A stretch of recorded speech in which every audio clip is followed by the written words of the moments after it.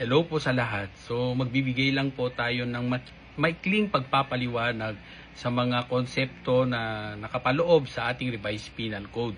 So ngayon po ating pong pag-usapan ang kaibahan ng adultery at ng concubinage sa ilalim ng revised penal code. So sa Pilipinas, when you talk about adultery or yung, di ko alam kung tama yung Tagalog or Filipino translation natin. So yan ang pangangalunya o pakikiapid is the sexual infidelity of a married woman who engages in sexual intercourse with a man who is not her husband.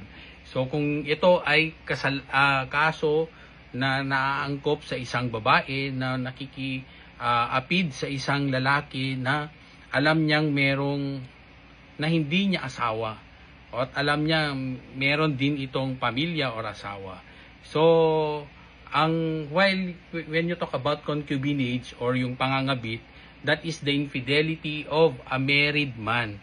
Okay, yung pagtataksil ng asawang lalaki sa kanyang asawa sa pamamagitan ng pagkakaroon ng permanenteng relasyon sa ibang babae. So ibig sabihin meron siyang concubine or meron siyang minemaintain na kabit outside a legal marriage. So I hope maliwanag po yan sa inyo.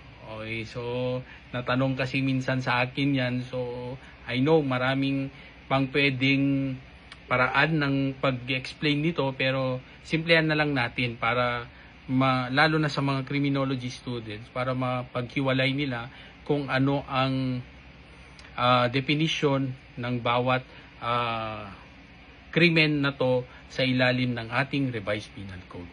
So Attorney Kid Castro po panatag ang loob ng taong may alam. Hanggang sa muli.